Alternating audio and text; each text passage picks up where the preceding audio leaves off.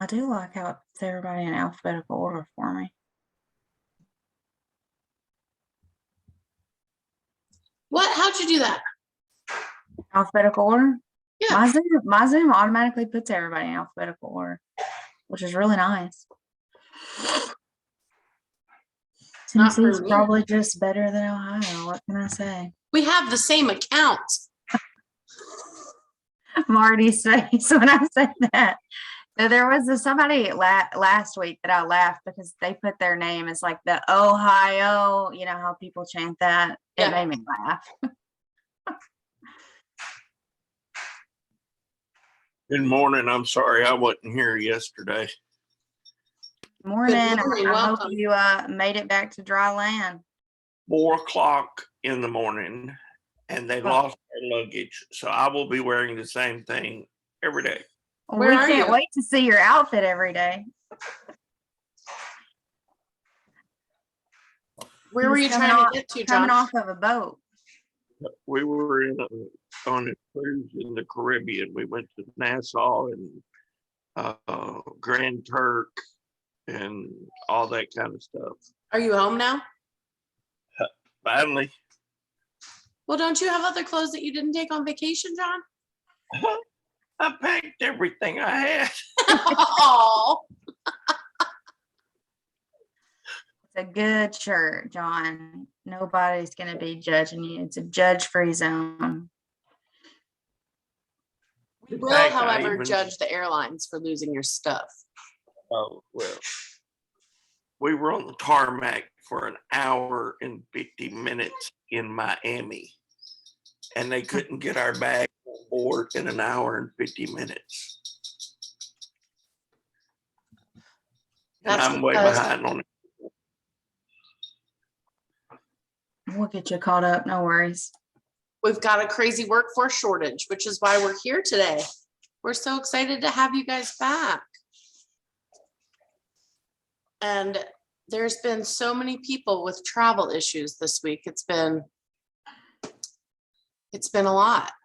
I wish I had travel issues. Right?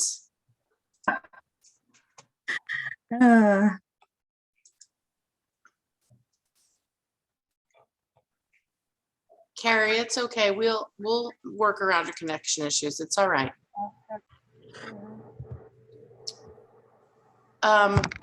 Real quick before we get started. Hi, Renee. Sorry I sent you on a wild goose chase this morning. That's okay. I'm glad you're here. It's nice to see you. Nice to see you. It's nice Renee to be home. Also got stuck somewhere, John. Where were you stuck, Renee? We were stuck in Amsterdam. Well, we were in Istanbul, but the flight to Istanbul was fine, but Amsterdam was a mess.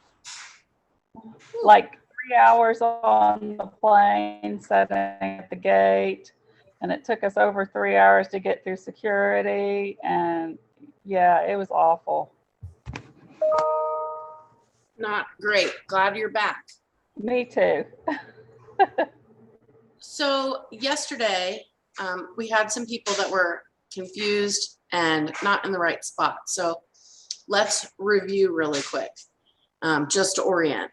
There are 100 teachers in the MEEP program, 50 teachers from Ohio, 50 teachers from Tennessee. Last week, we had a bunch of teachers do this part of the program, right? Where you meet every day, Monday through Thursday for 3 hours. And then this week, we've got another group of teachers meeting. Each of those groups split, right? So we've got PBL 101 for people who are newer to PBL or less experienced. And then PBL, we're calling 201 or deep dive for folks who've been in PBL or who've executed PBL for a long time. The reason that we're all together this morning is because we have Spencer Barr expected to come from ICF to talk to us about the evaluation process. He has not yet arrived. Then after Spencer speaks with us, we're going to break back into our cohorts of 101 and 201. Tomorrow, we're going to come back together as a group and we're going to have our manufacturing panel. That's true, right? Tomorrow's Wednesday. And I then, wasn't looking at you, but yes, tomorrow is the manufacturing panel. and then on Thursday, we'll start in our own individual groups, okay? Because we don't have a group session on Thursday. So that's the update for that. Any word from Spencer, Kristen?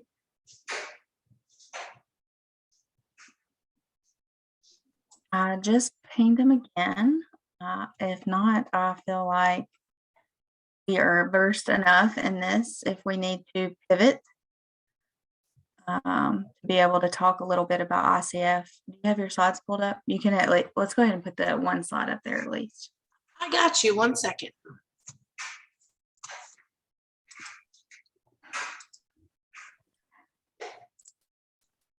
There's a lot of Zoom links that go on the back end, but I resent it to Spencer, so maybe he'll pop in. Hopefully he'll pop in. So with us being, with this being a grant from the Navy does require us to be able to turn in some specific data. And really, it's just too much for Heather and I to try to do with 50 teachers on both ends. So we contracted out with an outside party, and that is ICF. So ICF is here to specifically just evaluate the effectiveness of the program. And I want to make it clear that ICF is not here to evaluate you. It is not an administrator that is coming in to check a bunch of boxes. It is really more about gathering feedback for the Navy and the program itself. To know, the goal itself is to know whether we've increased your awareness and your students' awareness around manufacturing and the different careers within that through your PBL. So we do this through a couple of different ways. And just stop me if Spencer pops in. The teacher pre-survey Spencer sent out several weeks ago. When we talked to Spencer last week, I think he said we were at 93. There are 100 of us. So if you haven't completed that teacher pre-survey, definitely go back to your email and search Spencer Barr up in the top, and his email should pop up for you.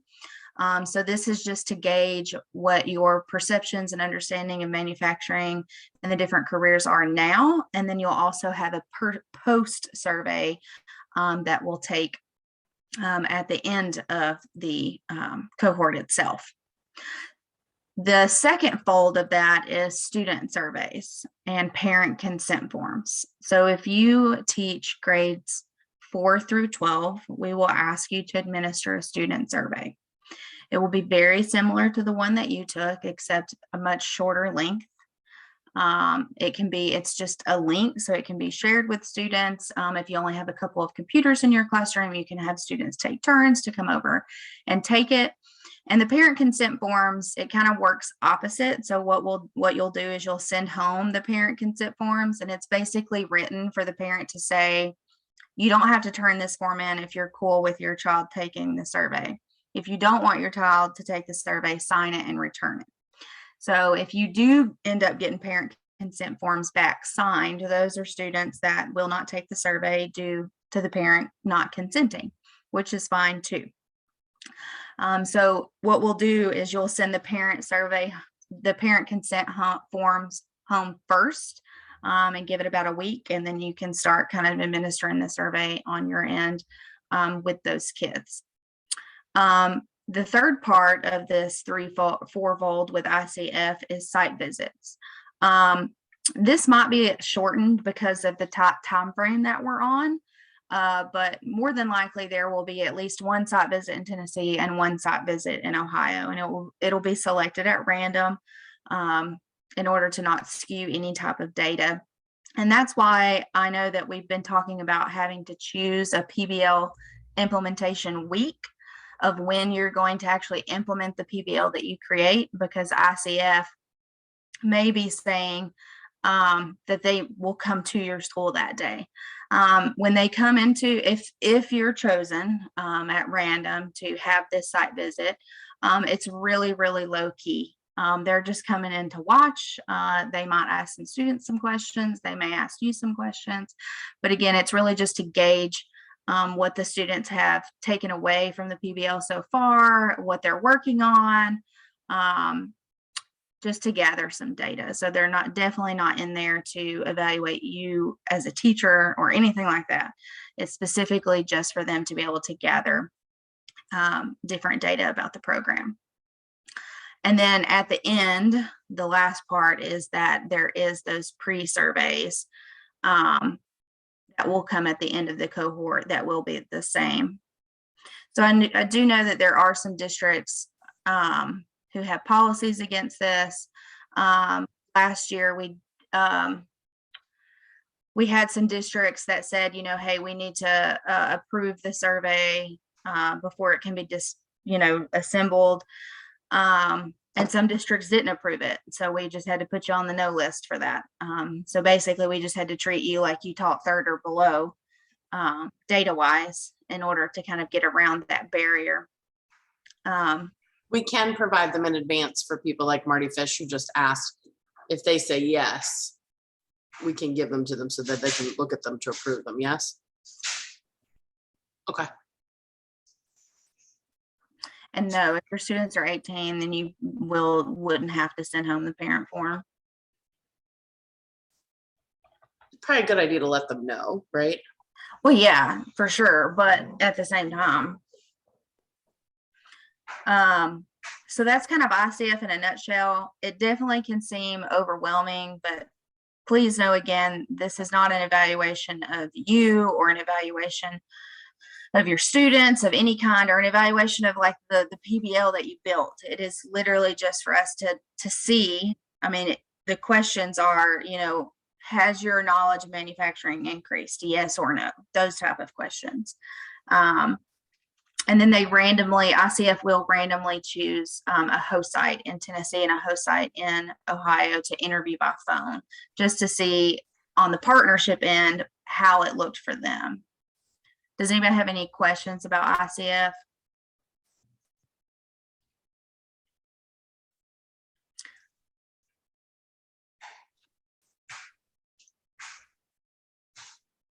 And so we were able to track on the back end, you know, as you filled out your initial application to get an MEEP, you told us what grade level you taught.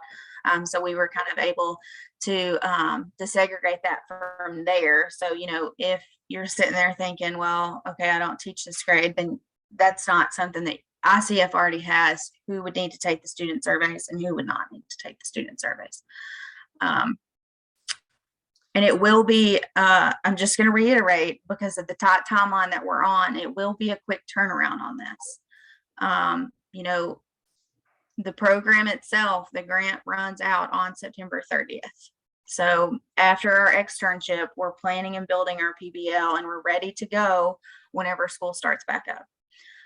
So within that first 2 weeks of school, my parent consent forms would need to be going home, because I'm probably going to be implementing sometime the 1st of September, just to give yourself enough leeway. And so we say all this to prepare you, not scare you, but just to make sure that you are fully prepared on that. It will be a tight turnaround, and we'll get with Spencer to make sure that we can get all of the surveys and consent forms ahead of time, so that you can go ahead and have those turned in to whoever you feel like you need to get them turned into for approval. And if they come back and they deny you, that is perfectly fine. Just let us know and we will put you on the list. But if anything pops up about ICF, you can reach out to Spencer directly. He told us that in the last meeting, so I'm not just volunteering his email here. Let me put his email in the chat.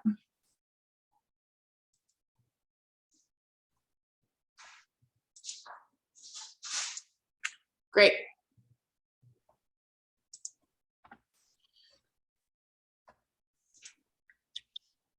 And you can reach out to Heather and I as well if you have ICF questions, though we may go directly to Spencer for those questions, but we are happy to play the middleman too if we need to.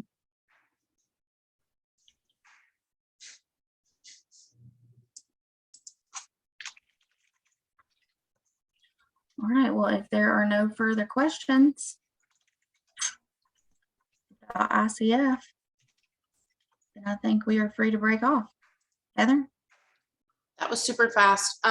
For those of you who teach multiple different sections and you're not doing PBL with all your kids, try to decide in advance who you are going to do it with, so that you can be ready to go with the pre-surveys and parent consent and all that stuff. So as you're thinking,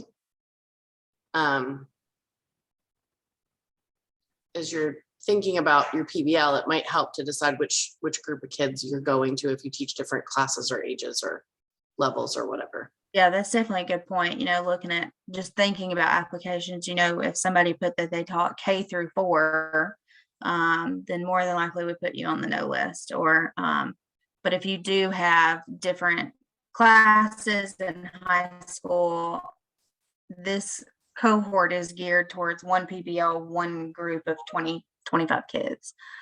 So we're not looking to collect data amongst all 100 if you choose, which is great. I know a lot of people will build this PBL and then share it with their team, and their team may do it. But we're only looking to collect that data from that one class. Awesome. Anything else? I don't think so.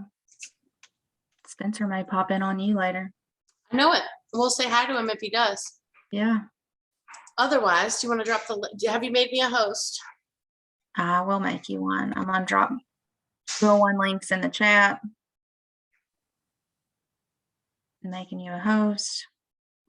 And 201 people I'll see on the other side. Great. The 201 link is in the chat. Grab it and go.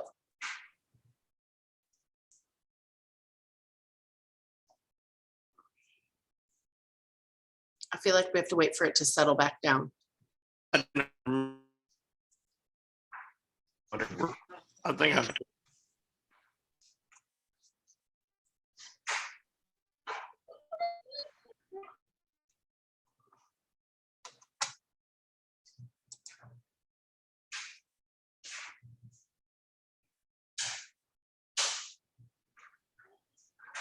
Okie doke. Heather, do you know if I'm 201 or 202 or whatever? I can say I have not slept since then. Don, you're supposed to go with Kristen.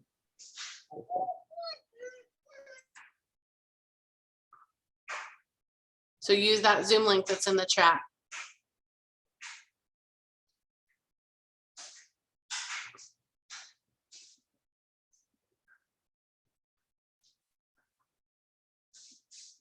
Can you see it?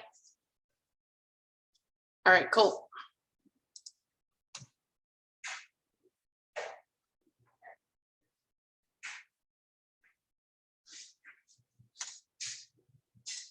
Doug, this is a great question. It does not matter.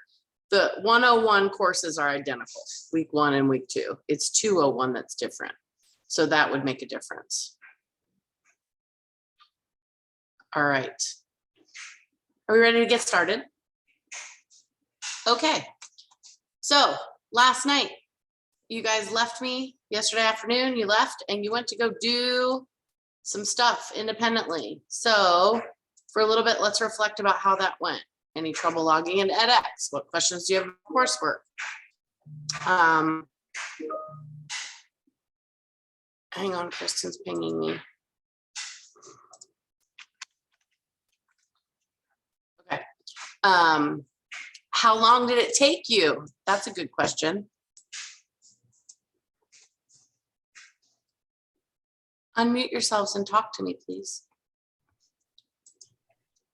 About 45 minutes. I thought that the videos at the end were awesome about I did the middle school stuff, but they were great. Thanks, Marty. I actually went well over 45 minutes, not realizing I jumped from one module to the next module already and almost completed. Well, I'm still working on the thing we have to turn in where we're basically laying out our PBL plan for doing externship, well, not externships, but partnering with community companies, which is in module 2, which I didn't realize because I never saw when it said, hey, you're done with one and you're starting on the next one. So mine was actually about 2.5 hours. But that's because you got a bunch of other stuff done, right? True. Super. So you'll spend less time today. That happened to someone last week. They just kept going and going. Great. Not really a problem, but I don't know if this is like an ongoing course y'all reuse, but there are a lot of typos in there. Just wanted to make y'all aware of that. Doug, I corrected a couple of them last night, the ones that I saw in module 1. We had someone else input this course for us, and yeah, that's something that makes me cringe every time I see them. So thank you. I definitely fixed the experiential learning that said experimental learning. Yes. I fixed that. The course is good though. I like it. It flowed great. Thank you for that feedback. The Slack. I agree. Some of my didn't save, so I had to go back last night and double check. I know the green check marks weren't working, but then when I went to check my progress, it said I hadn't completed anything, but I was somehow in week 1 instead of week 2. So I just had to keep looking at the top to make sure I was in the right spot. So I just learned some things, you know, navigating through the course and stuff. So, but it was all, like he said, flowed real nicely. Good, thank you. When I tried to log in on There's this, also one where you had to check which diagrams or which visuals appealed to you for the design theory and engineering design. I checked the one of each that I liked and it said I was wrong. So I checked a couple more, it still said I was wrong, and I checked them all and then it finally said I was right. So I guess I picked them all. Oh, that's good to know. You guys, I have to modify this course for a different group of teachers who are taking a Ohio Rural Agriculture program. So please know, I will make sure that those things get fixed for the next group of people. Yeah, it did that to me too. I picked one of each and it says I didn't get the point for it. So I was just gonna let you know about it. Yeah, I did the same thing. I just kept going until. Where was that? On the engineering one or the PBL? In module 2, so if you haven't gotten to module 2 yet, then you haven't seen it. I will say module 2 is a little bit longer than module 1. Thank you. So you might want to plan for that. It's a little bit longer. And I can't log on to Slack either. Somebody was saying they can't get logged on. It's not, something's not liking my email or something. Okay, so if you can't log into Slack, somebody told me that their school or something won't let them log in. If you have an alternate email address, please email it to me and then I'll make sure. Actually, hold on. Let's see. Get out of here. Let's go to Slack. Hey, Heather. Yeah. I'm the one that told you I couldn't log in. It won't accept your email on the last link that you sent us. But if you go back to the earlier email that you gave us with the Slack info in there, it worked from there because then it gave me the option to go in with just my email account, even though it wasn't a Gmail. Got it. Let's look. MEEP. Invite people to MEEP 2022. Copy invite link. I'm going to drop the invite link to Slack into chat right now. So if you're not in Slack, try to use that link and join Slack there.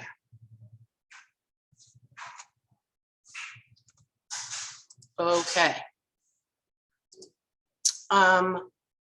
We had a couple of questions from the parking lot yesterday.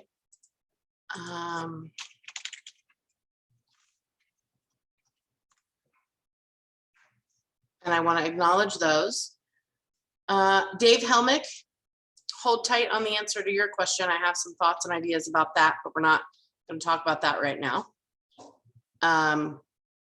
The short version is that that's going to be your EDP. That's going to be your you're gonna make, you could, if you wanted, to make a PBL about how do we solve problems using the engineering design process, and then you just figure it out. Get your kids to do it. Teach them about manufacturing while you're at it. Marty Fish, externship. Are you good with that now? No. Quality quartz engineering? I haven't heard back from anybody. Testo is who it was, right? Who is it? Testo, you emailed Testo. I them. wrote to Sean O'Grady yesterday. So hopefully. Yep. So hopefully we'll hear something. Yep. I'm just thinking. Anybody else heard from them? No, if any, there were like 3 of us that were supposed to go there, I think. I talked to him yesterday, but not about us. I talked to him. I had 4 students who started working there yesterday, so I can reach out to like Rose or Avitia and No, that's quality quartz engineering. That's not Festo. Oh, I thought we were talking about QQE. I'm sorry. No, we're talking about Festo. Let's just wait for Sean to respond, okay? Okay. Yep. And if we don't hear anything, later in the week. But Sounds good. a lot of people are off vacation last week, and a lot of people were off work yesterday because of Juneteenth. Sure. So Okay. we just have to be sit patient. tight. Yep, hang tight. Hey, Heather, just real quick, that link worked for me for Slack. Super great. Okay. Kendra, we got you situated. About how much time should we expect to spend on the modules each night? So I'd say not 2.5 hours. If you get to your point where you're 2.5 hours, either you've gone too far, or you might be overthinking it, or you're working faster than you should be. And if you hit any problems with that, you can always email me. My phone number, my cell number is on the bottom of my, hang on one second.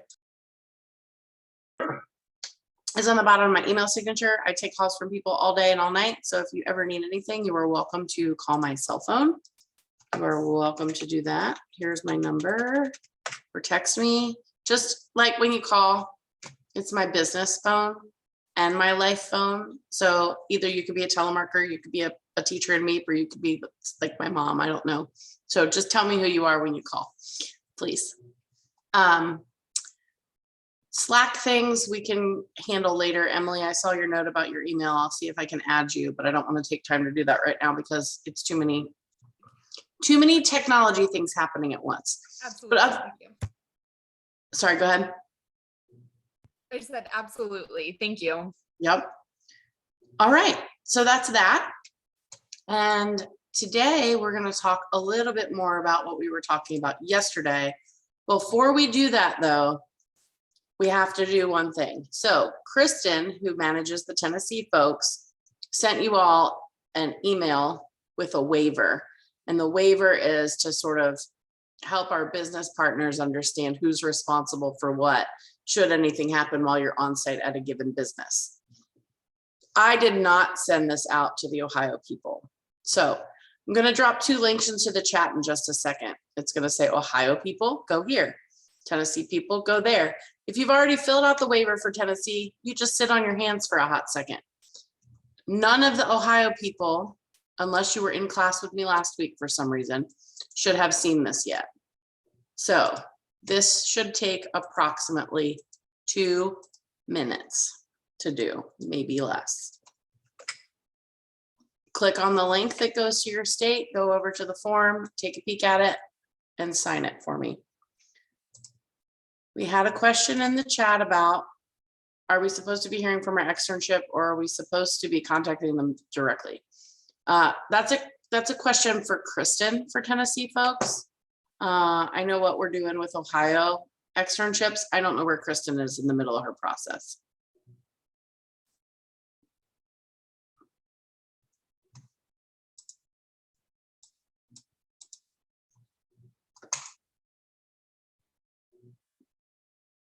That link open and okay for folks? Great.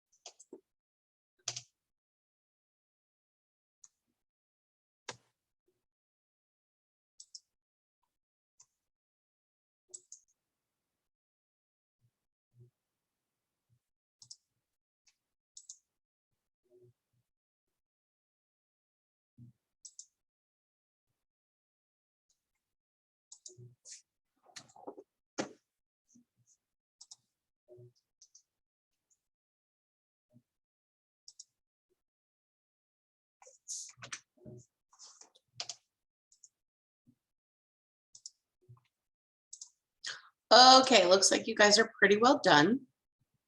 If you need to take more time with that, you certainly can hang on to the link and do it.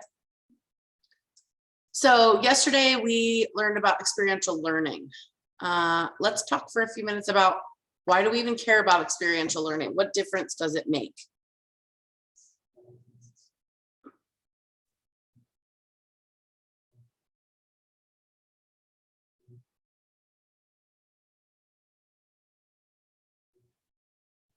Please don't all talk at once. So our school, oh, sorry, you can go ahead. I was just going to say, I would believe, at least this is the way it was for me when I was learning, that your experience of learning has a lot to do with how you become accepting to that learning as well, and what things you will maintain and remember as applied to like the things that you just heard, put them on a test, and then forgot the next day. Thank you. Kimberly? Our school has been really big on like kids doing the doing because it kind of like solidifies all of your learning. And sometimes, you know, like you can tell me something and I will remember it for a day or two, maybe for the test, but when I'm actually doing it and I'm experiencing it myself, that's when I remember something. Hey, Josh, I'm going to tease you for a second. Do you not learn anymore? You said when I used to learn stuff. Good point. I'm a constant learner. I'm always learning new things. Absolutely. So yeah, as an educator, you never stop learning. Or as a person, you never stop learning. I mean, as an evolved person, we hope not, right? So let's think about the last time you did something new. The other day, my dishwasher broke. The machine was working, but the top drawer rollers broke. They're plastic and crappy. And so I ordered the parts. I like went on GE's website, I ordered the parts and they came and I was like, I've got this. Well, I shoved it and pushed it, broke another part of it, and went from thinking like, oh, I can do this, to having the actual experience of, I don't have the faintest clue about what I'm doing. Thankfully, there were really good YouTube videos that helped me do it. And now I can confidently do it. But the YouTube video didn't say like, you got to pull up at the end and like get it to fit in there properly. So the reason that we care about experiential learning is that there's no substitute for experience.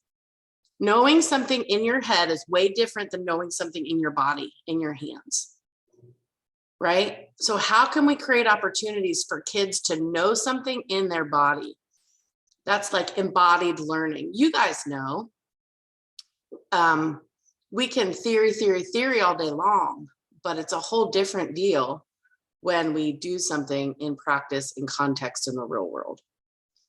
So the reason that we care about experiential learning is that it elevates the level of understanding. Before I started at Battelle, I ran the tutoring center at a local university here in Columbus. And I would tell the tutors every day, stop holding the pencil. Stop holding the pencil. The person who's holding the pencil is the person doing the learning, because they would sit in pairs with the students and they would write out all the problems for the students. And the students would sit there and nod.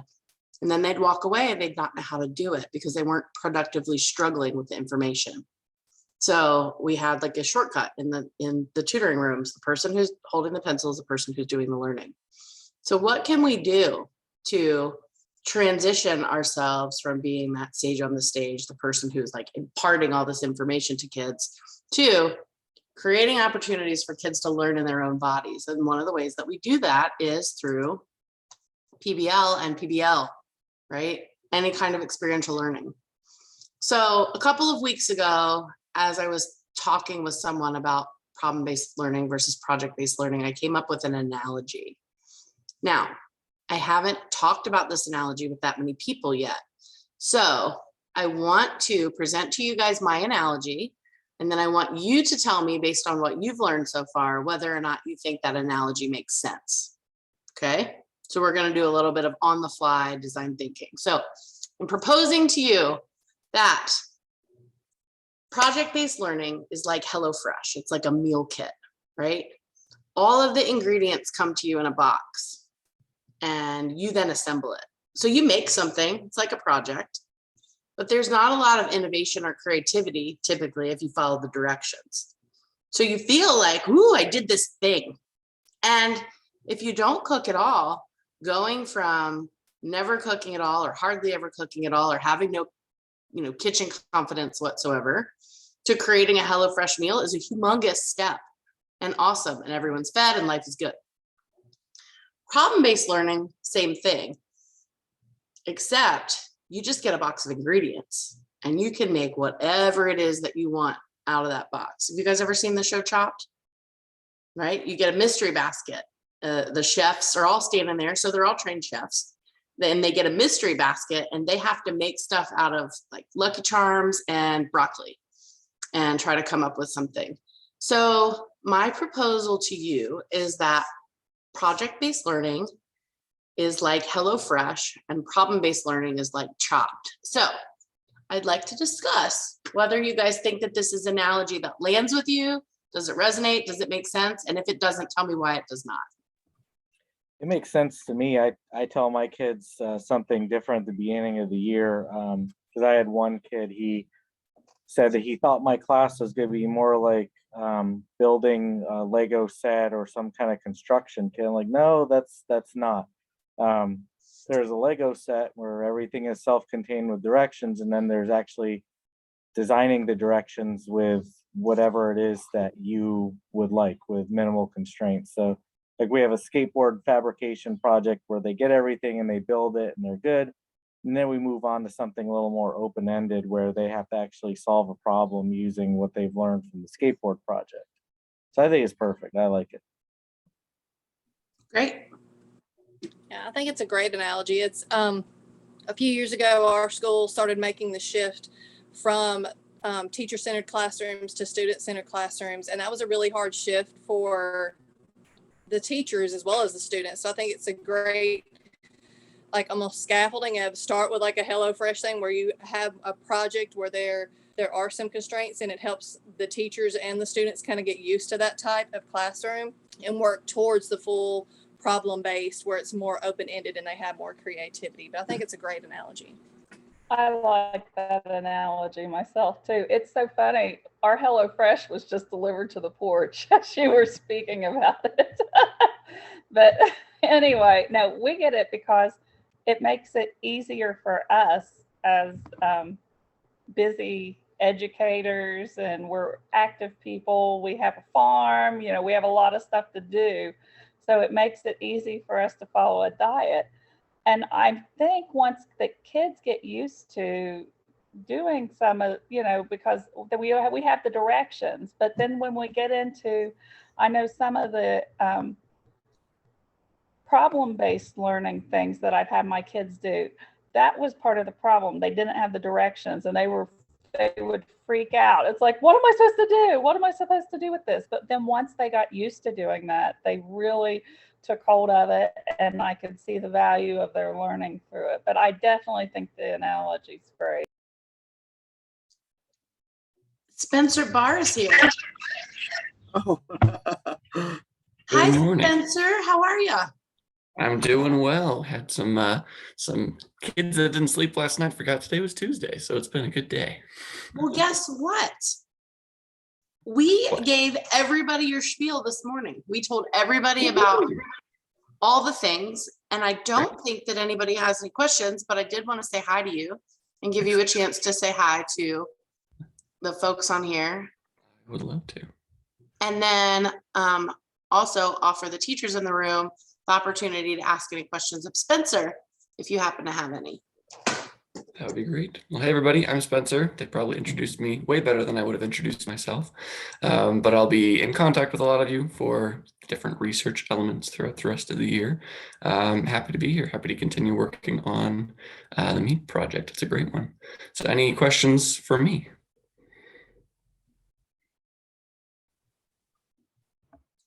I do have a question. When the students do their surveys, are those anonymous?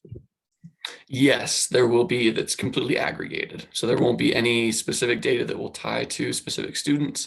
It's really just trying to get an idea of them overall as to where they're at. And a lot of the content of the student survey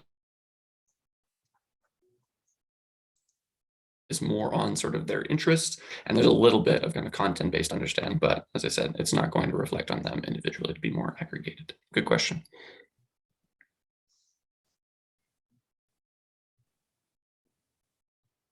Super.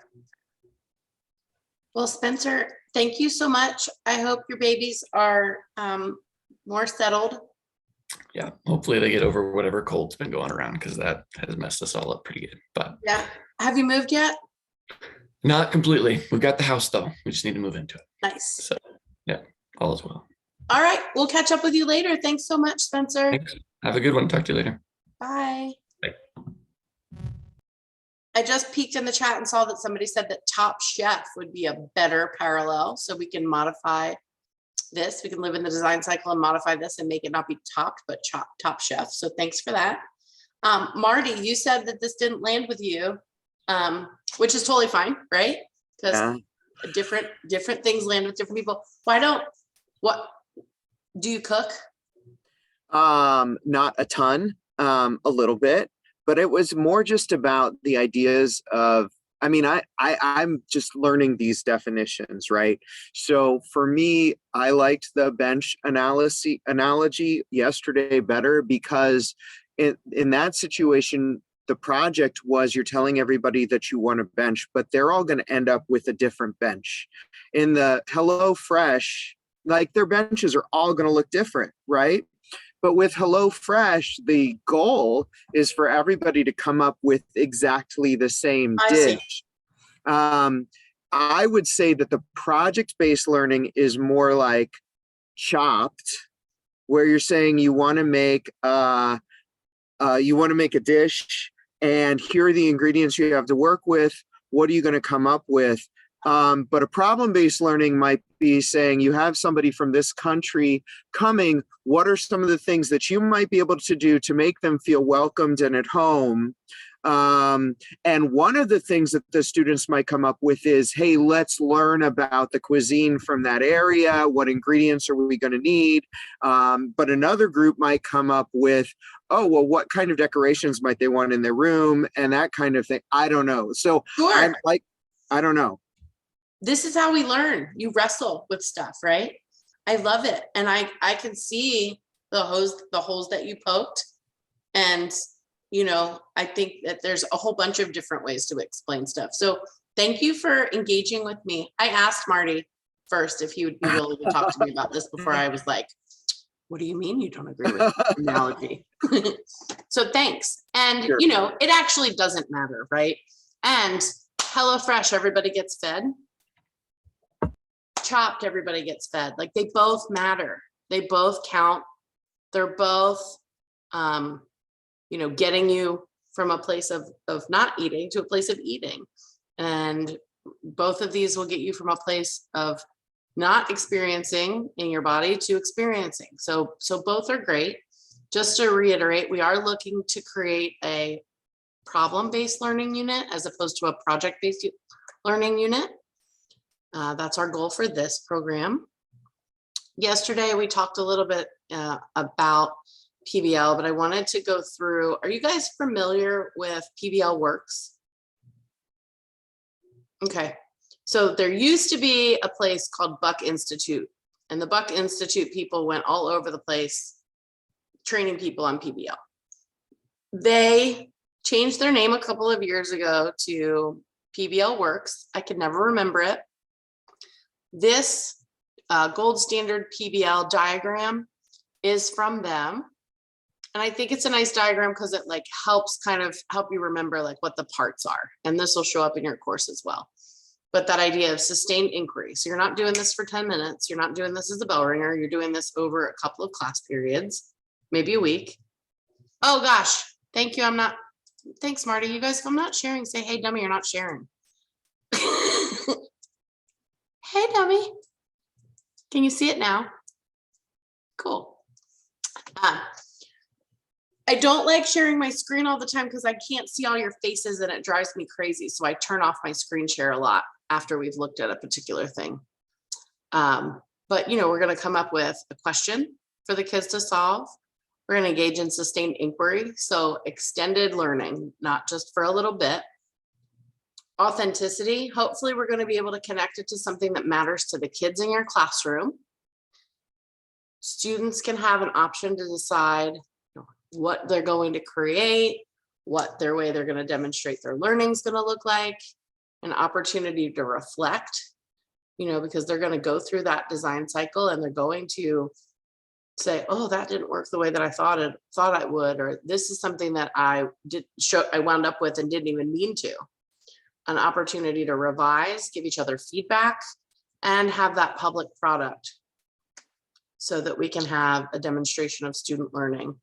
And I'll stop right now and ask, how do your kids act when they have to present to an outside audience? What's it like for you? Or what's it like for them? Our kids are, we do this program called Flex Factor, and it culminates over, I want to say about 16 weeks with them presenting the product that they've designed in front of a panel of industry leaders, school leaders, and yes, Flex Factor. I can send a link. I love Flex Factor. Yeah, Flex Factor is awesome, and it's kind of a problem based, but they have to determine what their problem is that they're going to solve, and then they solve it. But the presentation part is amazing, watching their growth from the first time they present to the class, and then when they actually present to the panel. And I believe the kids, they rise to the occasion, even the ones that are a little iffy. Once they get on that stage and they're dressed up, they really act the part, and they knock it out of the park, I think. It's amazing, isn't it? And they stand up a little bit taller and they're so proud of themselves. It's amazing. Mike, what's your experience? So a couple of things, actually. Our kids absolutely despise like standing up in front of the class and doing anything. So one of the things I was going to bring up before your question is that I kind of like having this this narrow time frame right at the beginning of the year to jump right into it and get them up in front and center and working on some of these problems, because I think that's going to like kind of set the tone for the rest of the year, which is always, difficult to do if you don't do your first presentation until the end of the first semester, and then they're like, what? So yeah, but our kids absolutely despise it. But I have noticed in the past, the earlier in the year that I start doing these kinds of things, it becomes a little more like an expectation, and it's not I don't get as much fighting back about it. So thank you so much. Who else has a reflection about their kiddos?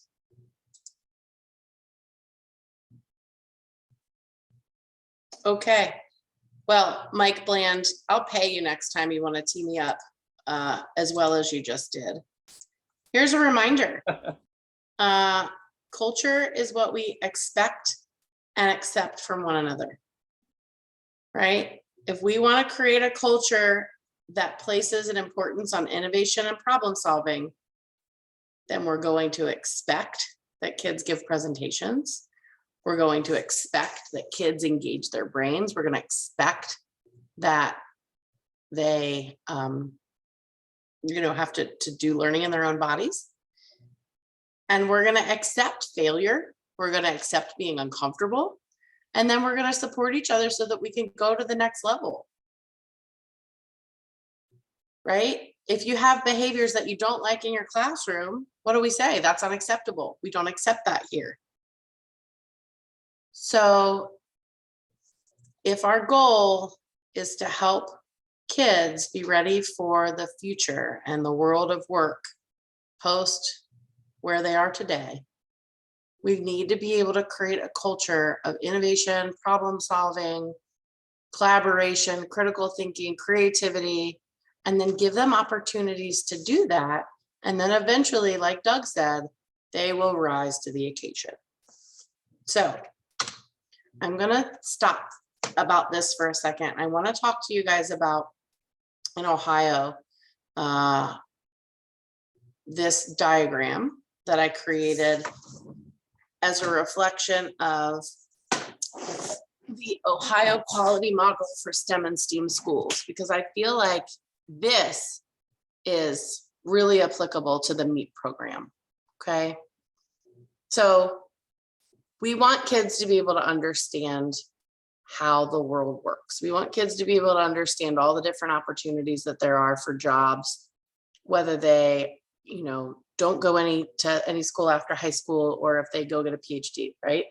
All options on the table.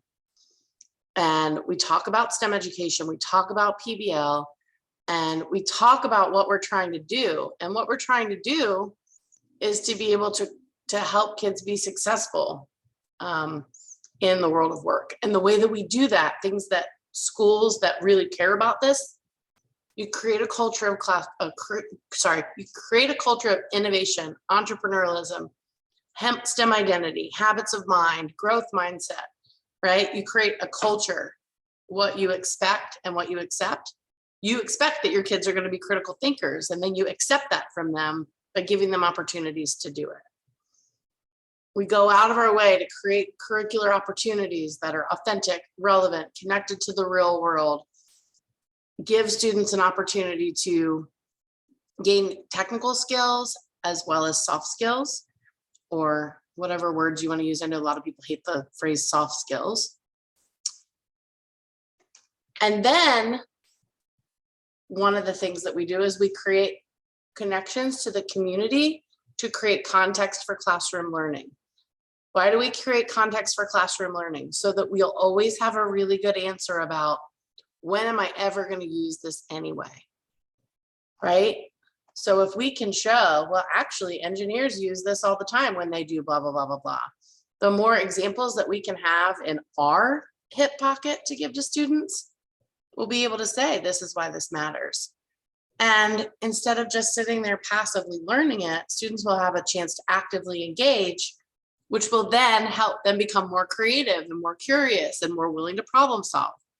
So I threw this up here last week because I just think that if we can keep these things in mind as sort of our North Star about why all this matters, you'll be able to get the results that you want from students.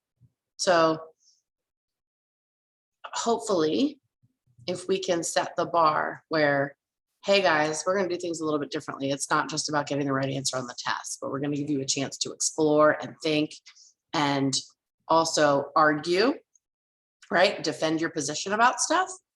Then they'll be more engaged and more prepared. Any thoughts about culture or STEM habits or ways that you're helping students see themselves as problem solvers and innovators? Fail, first attempt in learning. I love that.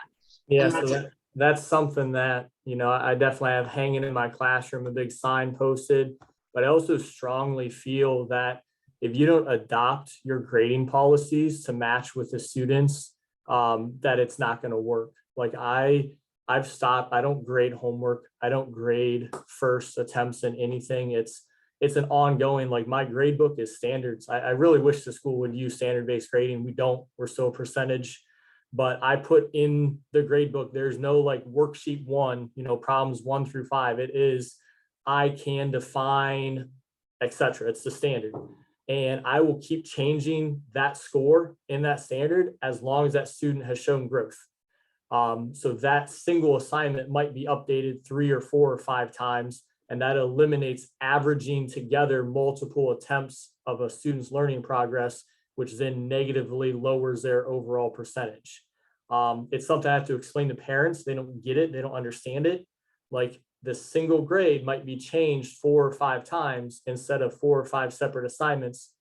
It's also something I ran into with my school, that we have to have X number of graded assignments per 9 weeks in our grade book. I'm like, well, I'm only going to have like 7, but each one might be updated 5 times. So that's 35 grades, but I only show 7 in my grade book because that's the 7 standards I'm covering for that 9 weeks. So I've had to work with my school to make them understand that process as well. I love that. And people freak out because that's not how we play school. And so you're setting a new path and setting a new expectation. I love that. Carrie, I think you had something, and then Mike. my washer's going, so it may be a little loud. I may have to try to move. But we do with the Summit program, we grade by rubrics, and it's a totally different way of grading that we've had to get used to, but it is written feedback. It is, this part was great. I love this idea. You could improve it by doing this. And we give written feedback for everything. And grades aren't set until the end of the year. They always have that opportunity to fix and improve things. And it's a big mind shift. And it was a hard transition, and it was for parents as well. But the students love it because it's not, well, I made a bad grade, now we're moving on to the next thing. It's, I didn't do real well in this. What can I do to?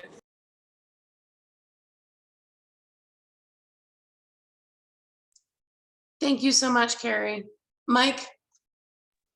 Yeah, I just wanted to piggyback on what Dave said. Like, we're running into the same issue where some of the teachers, specifically in our science department, have been trying to kind of go more on standard or mastery standards. But again, the grade books don't really lend themselves to that very well. So we've had those same discussions with parents and things. But what I really get out of it is we have a lot of kids who, when they come to us, they're concerned about the grade, they're concerned about the points, but at the end of the day, when you ask them a question, they don't understand. And that's what really hit us the most. So we're trying, year after year, they're starting to get the idea that in some of their science classes, it's not so much about getting all the work done, because inevitably they just copy it anyways in a lot of cases. So we do the same thing. We don't necessarily grade all of those assignments. Certain assignments will say, you need to show that you completed this. And if you feel confident enough, we'll let you answer these questions, see how you do. But then also the one other thing that we've done too is we've implemented some choice for the kids, because we have a lot of kids that come to our Career Tech Center on IEPs and don't do very well with reading and writing. So even if they can model or through a discussion kind of show that they understand those concepts, that's the big deal for us. And again, this whole program seems like it's going to lend itself so well to that. So I just wanted to add that in. That's great.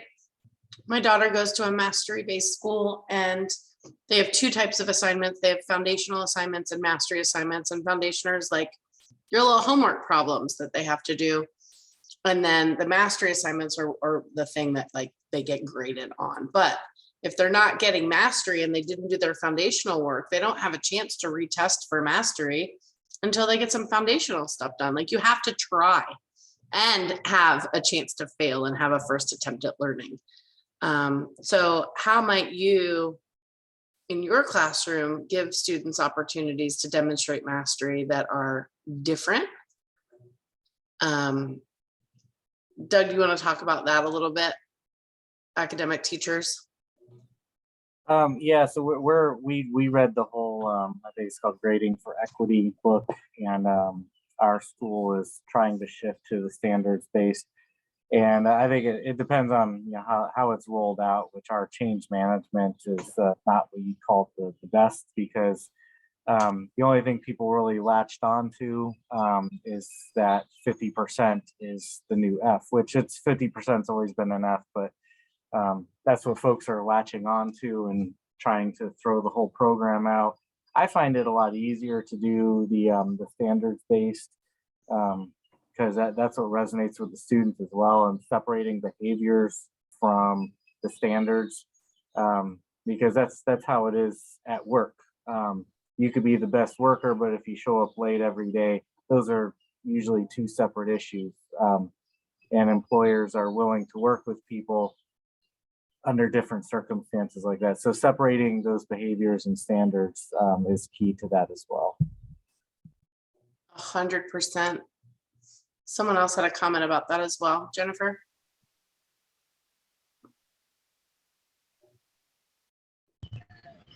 Yeah, I think with a lot of teachers, they grade, it's behavior-based grade. I feel like, even in the student handbook, it says for this many days late, you get this percentage off. This many days late, this percentage off. It's a huge topic that we constantly disagree on. So let's say you've got something in the real world, like at your job. Let's say you need to turn in your grades or you need to turn in a form or whatever. What happens if you don't do it?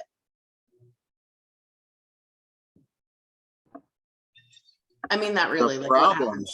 Right, like it's a problem. And so I don't know, I try to figure that out by saying to kids that you can always redo stuff. You can always try again. I will always take another look at it. But if you want to get an A, if you want to get the best possible grade, it has to be the best possible work on time. But after that, you can get like a B. Like there is a penalty. You're still doing it, but I'm trying to give them that concept that there are expectations that you're doing your best work on time as well. I don't know. So it's something that I'm constantly trying to work with and think about. Right. And that can be like all rolled into their final grade, but say that you have a star performer who does everything very well and they get a C because they can't turn everything out. They don't turn everything in on time. That is still something that needs to be captured. And really when the parent says, well, my kid is so smart, why are they getting a C? You have to be able to show that, well, yes, they are smart here, but they're not doing what they need to do over here. And if you can separate that out, that's really good, showing why they got the grade that they earned. What's like difference between mastery of content and then mastery of self? Right? Like executive function and having strong work habits and all that good stuff. But I worked, I was in the military for 21 years and not everything that we did was on time. Anybody that knows anything about the federal government knows that we're late on a lot of stuff.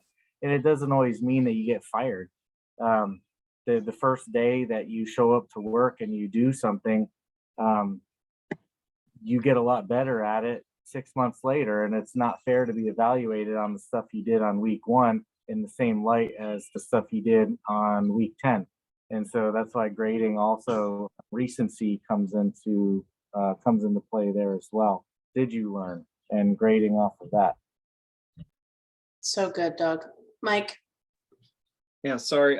So one of the things that we're always pushing at our school is attendance and following through on things, and because we're placing kids out in the workforce, and that's the biggest feedback we get from the employers is, are the kids showing up on time? It's the biggest question they ask too. What's their attendance like?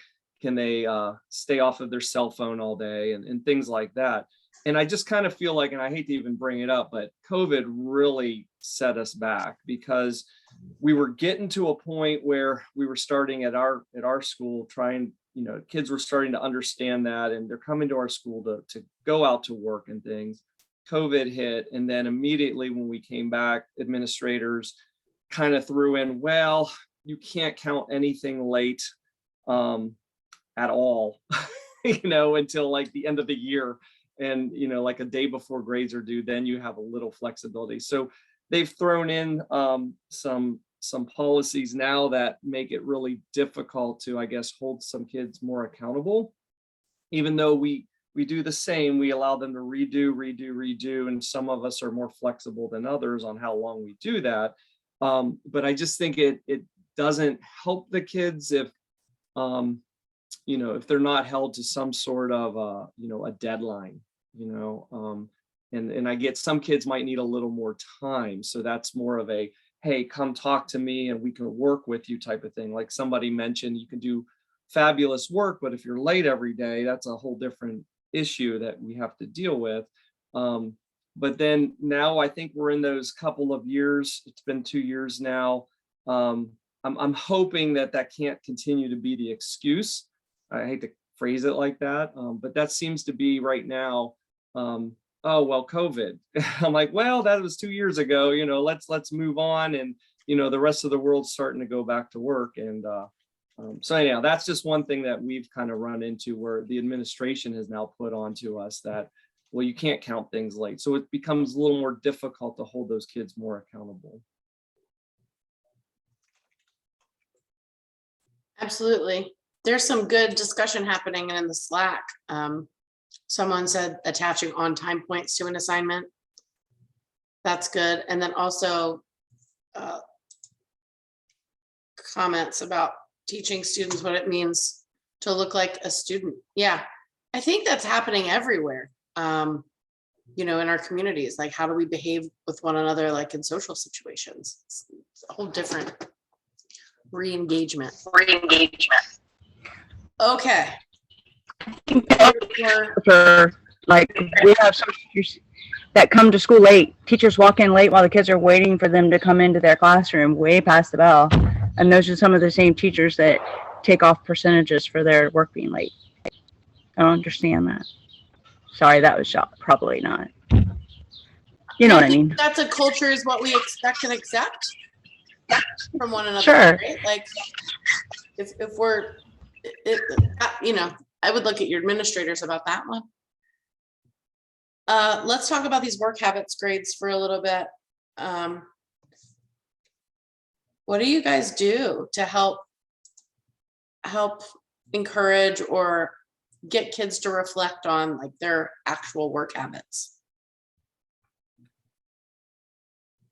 Is it all right if I share? Go for it. Yeah, you guys can always just unmute and share. Okay, cool. So I teach high school math and used to teach 8th grade. And in order to get students to be more self-aware of their work habits and also where their grades are coming from, for every chapter or unit, I created a checklist where it has an I can statement and then each kid has an option of how they want to get the lesson and then an option of how they want to be assessed on that lesson. And so they have to choose one way to do the lesson, then they have to choose one assignment, and they're all worth the same amount of points. And I have discovery lessons built in there and social justice issues, but it really lets kids work through that. And I set a deadline and I say, I do the same thing as some of you mentioned, like regrading, because every Friday I collect the checklist of total up how many points. And if it's worth 25 points this Friday, and then we did 15 more points the next week, then next Friday, I just make it out of 40 points. And I keep updating that checklist grade, maybe for 8 weeks, but the kids see that gradually get better. And then there's a cutoff date, like your project is due, your presentation, your test is this day, you can't work on this anymore. And for the kids who are the overachievers, I have extra credit, extended kind of bonus learning activities in there that are actually open to anybody. Anybody can do those on their own time. So it's really helping my students work towards a goal. And I think it's really beautiful. I'm hardly ever in front of my classroom teaching. I'm just guiding them along that process. And it makes my heart really happy. Yeah, so thank you. Emily, I heard you say you teach 9th grade, you used to teach 8th grade. Did you say math? Yeah, I teach math and I teach actually juniors and seniors now. I taught 8th grade for a long time. Wow. Thank you.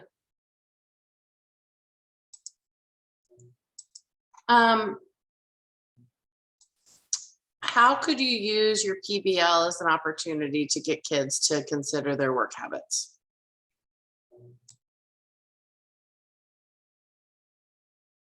Not as like the central thing for their design challenge, but as part of.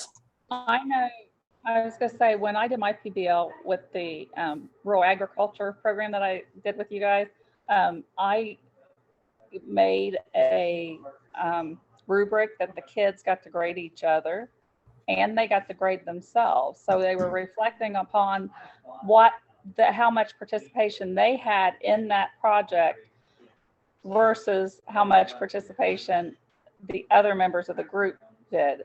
And I told them that I was using that as a part of their grade, and I did. I used that reflectively as part of their grade on the total project, or the credit they received for the total project.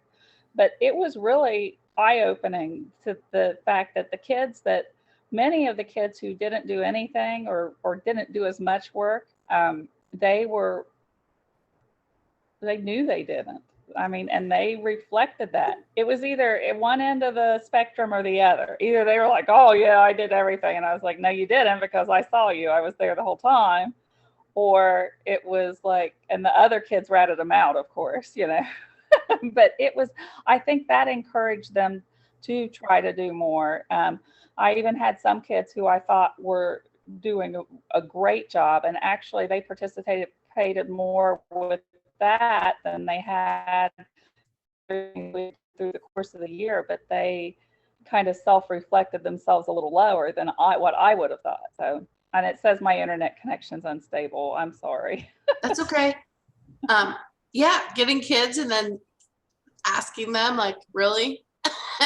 But it's also neat to see them be real clear, like, yeah, I didn't try my best. This was not my best work. I didn't participate. And that's what I was driving at. Certainly you can use rubrics at the end of your design challenge. You're encouraged to do that, right? And have some things in there about a reflection on how did I contribute? What did I learn? Was I a good collaborator? Was I a good communicator? Was I an effective team member? Those sorts of things, to get kids to start to think and do some self-analysis about the way that they show up with their peers.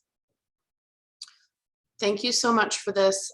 We will, at some point, create a shared document with just like all kinds of great teaching resources that we can steal from one another and modify. So if there are things that have to do with this particular conversation, hang on to those because we will add them to a shared document later on.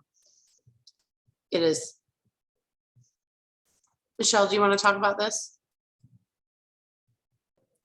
Yeah, I've already done my site visit because I was going to go to Bridgestone and they're in contract negotiations and they didn't want me there in July.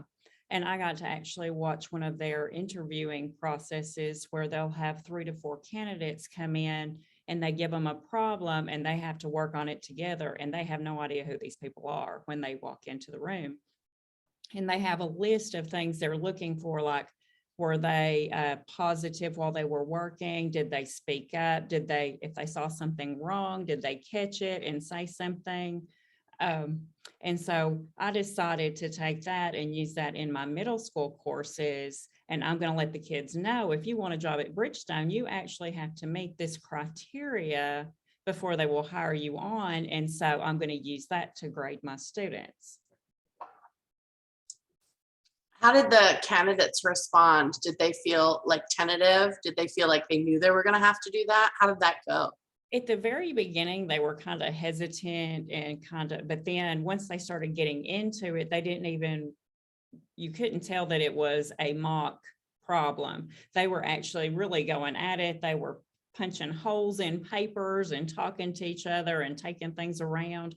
So I got to see kind of like what we're doing in our classrooms with project-based. They actually are doing that before they hire somebody because they said they have to see how they're going to work with each other. And if they can't get along with people on a simple problem, then we don't want them here. Expect and accept, baby. Jennifer Bob says, what is Bridgestone? Is it like Bridgestone Firestone tire people? Yes, they're the ones that make the tires. Our plant here in Warren County makes the school bus and semi-truck tires. Were they humongous? Yes, they're huge. Awesome. Well, the chat is full of really good stuff. My chat's being funny. Every time I open it, it scrolls real fast and I can't really like read things. So if there's something in chat that you want us to talk about, just like unmute and tell us, please. Awesome. I think it's time for a break. My coffee cup's empty and it's time for a minute. So it's 10:46, 9:46 for some people. Let's go to like 54. So just shy of 10 minutes. Okay. So we'll come back at 54 after. We're going to talk about engineering design process, do some group work, and talk about what we're doing tomorrow. So we'll see you in a few minutes.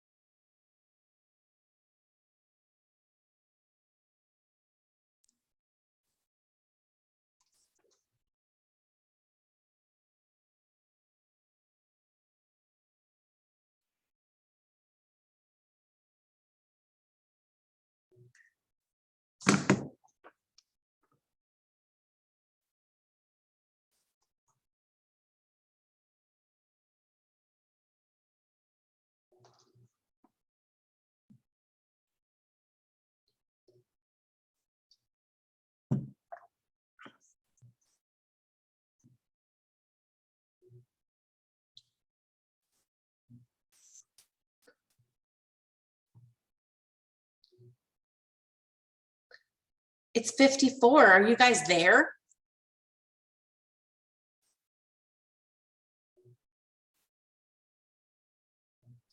Hey, Heather, just an FYI, since I was gone, I just now emailed Sean O'Grady for my externship to touch base with him. So hopefully I'll get that set up. I saw the email that some people still hadn't, so. Yeah, I don't think he's reached out to anybody yet. So I Okay, just wrote on behalf of you guys yesterday. Okay, so I did just send him an email just because I was a little late in doing that, so. That's all right. Thank you.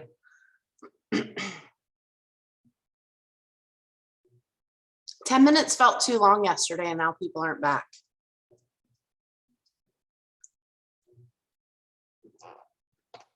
Living in the design cycle. All right, so module 2 covers engineering design process, but we're going to spend a little bit of time playing with it today. Show of hands, how many of you already at least acknowledge in some form or fashion the engineering design process with your students in class? You can either use your actual hand or you can put up your emoji sometimes. All right, cool. So I feel like one of the most important things to know if you do or do not do the engineering design process is that there are lots of different versions of the engineering design process. I like the elementary version a lot because it's the fewest number of steps.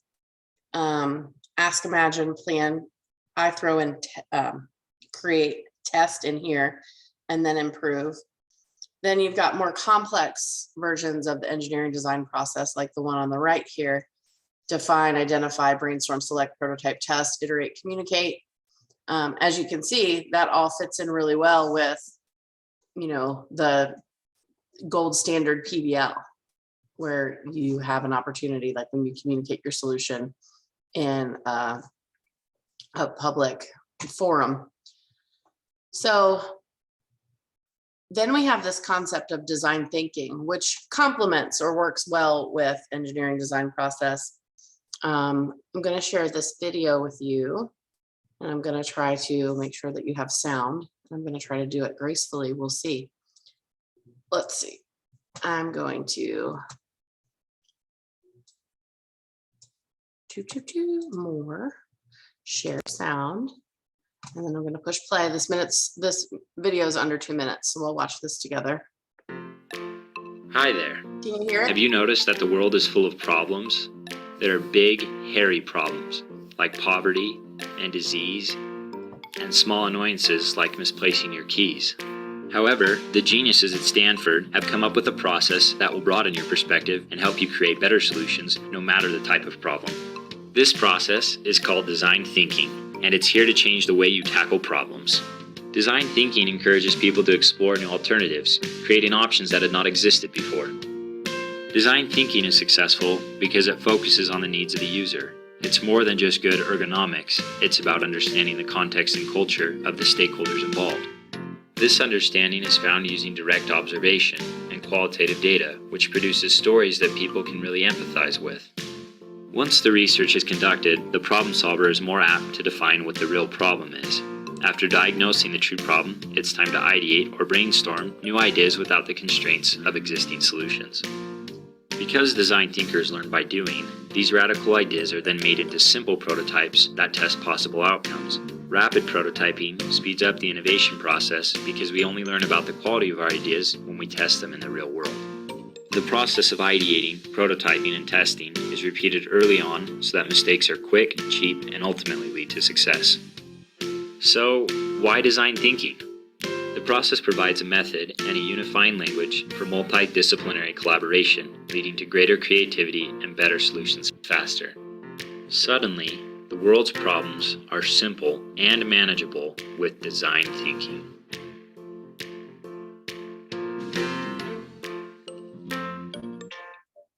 Okay. I think that's a cute little video and a nice way to introduce it to your students who maybe aren't familiar. Oh, Doug, will you tell us about the video that you're mentioning?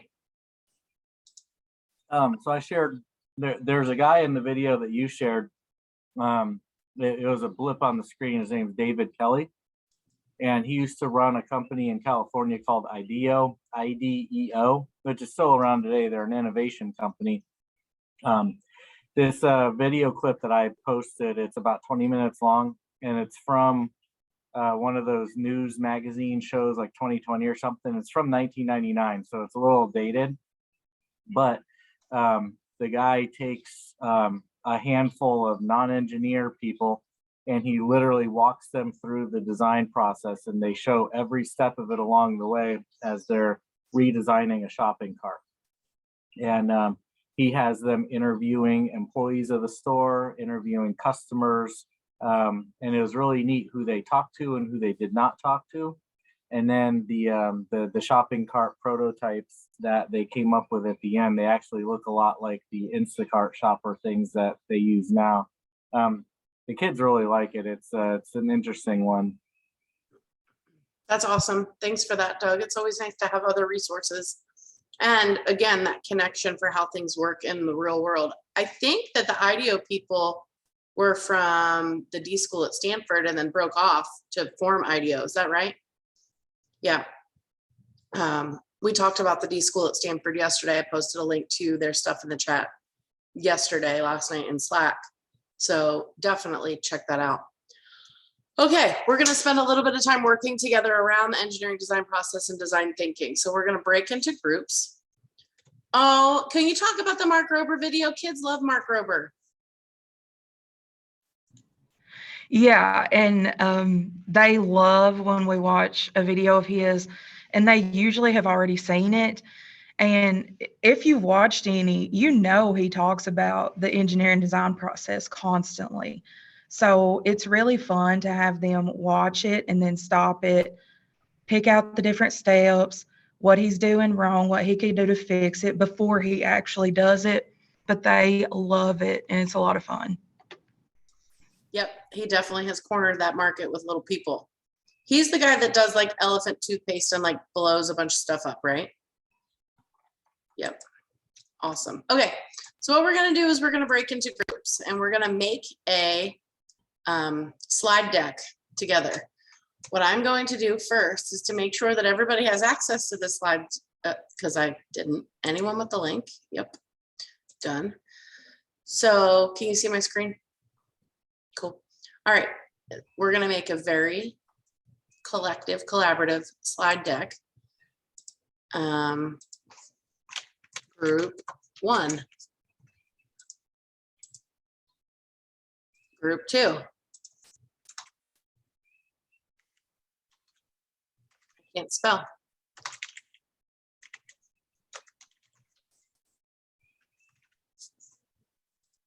All right, so each group is gonna make a slide. What you're gonna do is pick a version of the engineering design process and put it on your slide. You're gonna Google that. You're gonna pick one that you like. It's not one that you're gonna be tied to for the rest of your life, but you're gonna pick a version of the engineering design process on your slide. And then you're gonna collectively brainstorm one way to introduce the engineering design process to your students. So you could say, show a Mark Rober video. And then you're gonna pick one of these two things. You're going to have a discussion about how do you move towards creating a culture of EDP in your classroom, and come up with an example of a lesson, project, or activity to use with your students. Does that make sense? You're gonna have a group number. You're going to add your slide, your picture of the engineering design process to your slide. If you need an extra slide, you can add a slide. So the directions are on slide 2.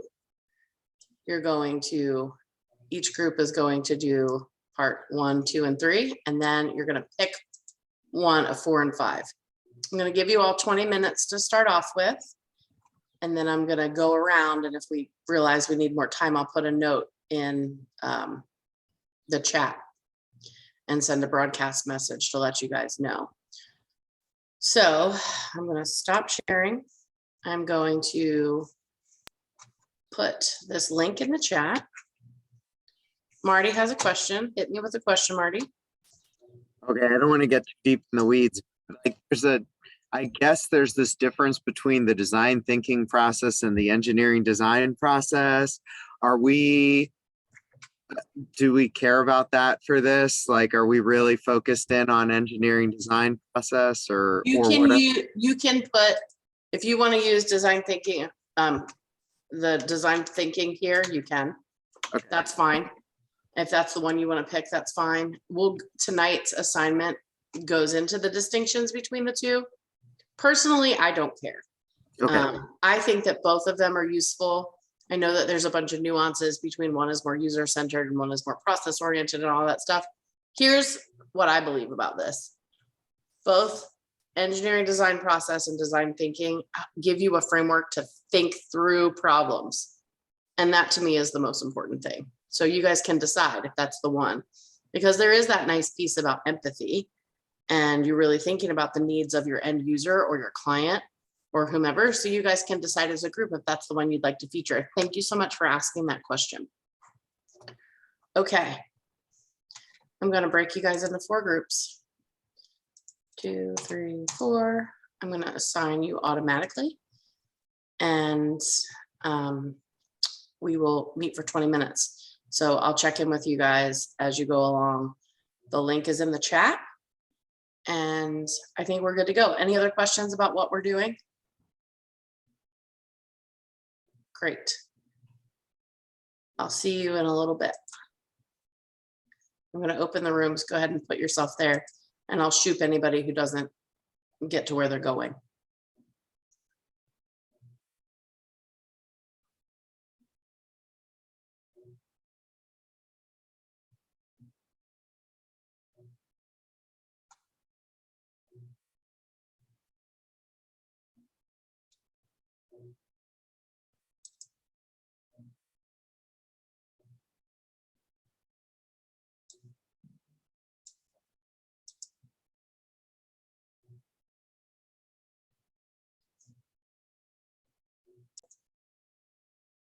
The sooner you introduce the engineering design process, the more opportunities you'll have for the kids to be able to experience it and really, begin to own it for themselves. Okay, let's see what's next.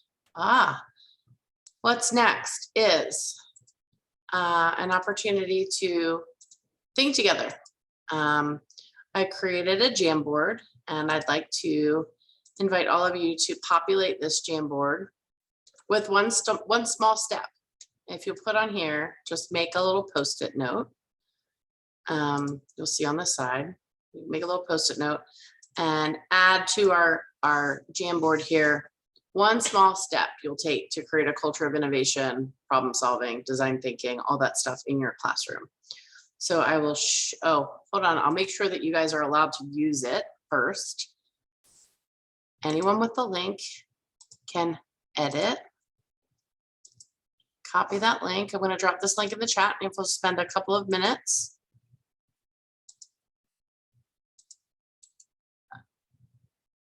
I'm ripping this slideshow off when I present this for PD. Hillary, tell us what you mean. My principal who came, made his elementary school into a STEM school. So he's all about this. He's getting his doctorate in problem-based learning. So it's really cool to see somebody that's super passionate about it and actually knows about it. And so he's already told me, and somebody else that works with me got this, another science teacher. So he's already told us to get ready to present. So I'm going to be snatching this and using it. Great. Make your people that you're presenting to make their own. All right. If you guys will think about one small step, it doesn't even have to be like a big thing, just one commitment that you'll make to increasing the culture of problem solving and innovation in your own classroom.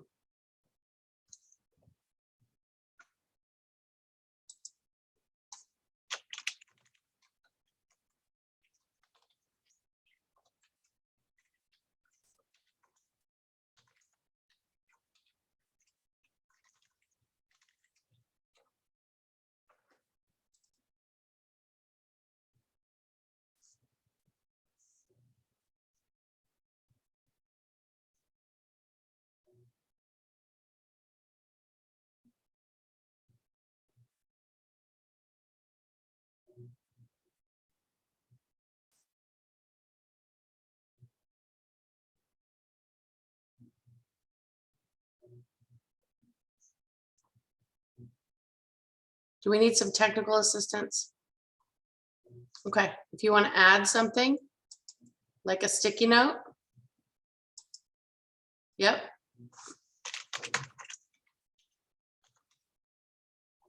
And then save it. You can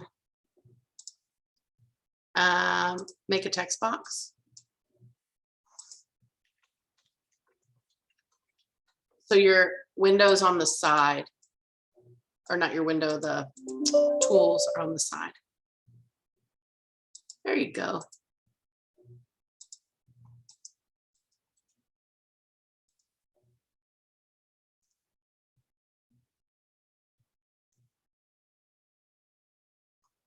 Oh, I like your top 10 list.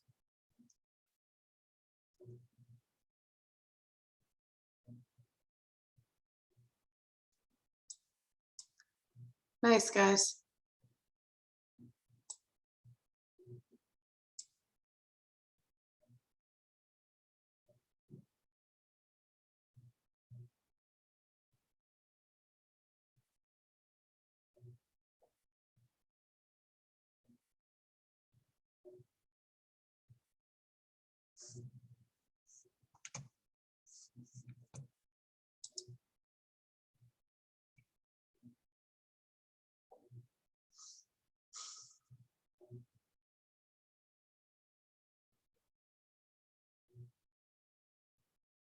I mean, you could totally use EDP to harass your students.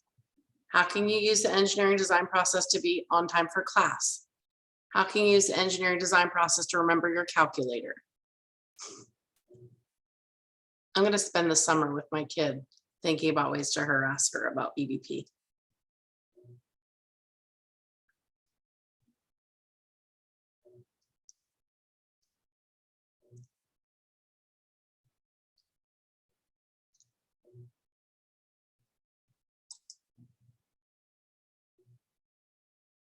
I love this. I love that all these ideas here. So if you don't have a great idea yet, you can adopt someone else's idea, or you can use more than one idea.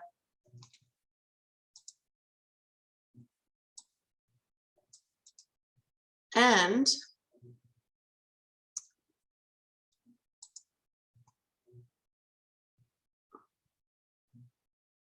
while we're finishing that up, we'll talk about what we have to do when we depart each other's company for the day. I bet you're not shocked that our homework is to do module 2 and continue to work on the manufacturing 101 course. Okay, module 2 might take you a little bit longer. I think you have some more in-depth assignments.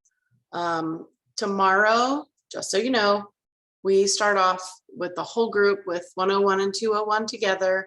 We're going to have a manufacturing panel. So one thing I'd like for you to do is write down a question that you have for someone working in manufacturing. Anything from, you know, what was your training to get your job, to what's the biggest challenge that you have with your employees. I mean, they'll talk about everything, but we want to make sure that we have a great discussion because our panelists are taking their time to come and be guest speakers for you all. So complete module 2, continue working on manufacturing 101 course, and reflect a little bit about what you'd like to get out of our manufacturing panel tomorrow. Does anybody have any burning questions before we sign off for the day? Any simmering questions? Okay, nothing's burning or simmering. We'll just go have our afternoons, okay? Super. Nice to see you all again. We'll see you tomorrow. Hey, Heather. Yep. This is just for me. Everybody else can go, I guess. So I just wanted to make sure. So the PBL course I was already into, the manufacturing 101, I guess I didn't see that. I never got the email sending me to that course. I had to go find it, if that makes sense. So on your syllabus that I sent the other day. Yeah. Let's look. Shoop, shoop. Oh, there's too many things in here. Shared. I may have just missed it. Sorry. It's all right. Week 2 syllabus. Am I sharing my screen? Oh, I don't know, but I'm looking at the document. So if you look at the syllabus document, I am. there's a link for the Manufacturing 101 course. Well, I'm looking at PBL 101 syllabus. Yep, and then scroll down. Look at my screen. Okay. All right, I see Your that. syllabus, manufacturing and edX. Here you have PBL course link on the next page. You have Manufacturing 101 course and then a link for that. No.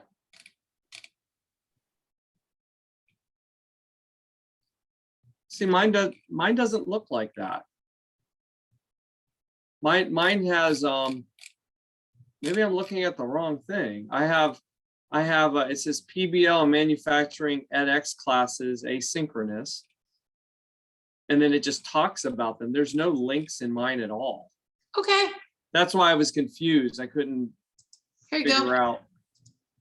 Use this one. Okay. Jennifer, good question. They're not saved right now, but we'll move them over to a shared document. Okay, so this one has the links. All right, that's why I was confused. I couldn't figure it out. So we have to do both of those, the PBL and the manufacturing course? Yes, and then also, can you see my screen still? I can. All right, so if you go here, if you click on your name right there, Uh-huh. you're not gonna get this ugly screen that I have to deal with. Hold on. If you click here, your courses should populate, right? Like here's all my courses. Okay. So if you're in edX and you click on your name or on courses, your courses will be in there. Is that in my dashboard? Could be, yeah. Oh, okay. I see PBL 101 training week 1, week 2. And so manufacturing 101 training, it doesn't have a week 1 or 2. Is that correct? No, it's the same class. All right. So, but I'm doing training week 2 for the PBL and the main. Yes. Okay. All right. Okay. Because I was confused. I had never got an email like saying that I was registered or whatever. So. Yeah, it might be in your spam. I looked, I didn't see it, but it's okay. I'm in now. So, all right. I just want to make sure before we went. Now, are these, is everything due by the end of the week? Everything in PBL is due at the end of the week. You have until the end of August to do the manufacturing course. Okay. I haven't looked at that yet. Is that going to take every bit of that time or is it? No, same Okay. idea. Hour per module, probably. There's more Okay. modules, so. Does it make sense? One last question. Does it make sense to do the focus on the PBL now and then after we're complete, then do the manufacturing, or do you want them going on at the same time? So I want you to get in and start looking at the manufacturing course, Okay. but focus on doing the PBL course. Gotcha. Okay. All right. And I did just get an email back from the externship from the other person. Super. I haven't read it. I haven't read it yet, but if it helps, I'll pass it along to you. Just, I don't care until you guys have a date. And then once you have a date, tell me what the date is. Okay. All right. Sounds good. Thanks, All right. Mike. Thank you. Have a good one. Sure. Michael, can I help you with anything? Yes, ma'am. On the manufacturing process, I was working through it yesterday, and module 1, like I was having trouble. I didn't have any issue with the other one, the PBO, but getting the green checks on the manufacturing, is that really critical that we get the green checks? Nope, Okay. it's not. Don't worry about it. All right, because I was working through it and I was like, well, I'm doing everything, but the green checks aren't appearing like they did on the other. They're fussy. Yeah, I did a class in June with that computer science pilot thing, and they were very fussy with it as well. I know, they're just fussy. I don't know why. The platform is not Awesome. but it's getting better. Yeah. There you go. All right, thank you so much. Thank you. Have a nice day, Michael. Bye. Bye-bye.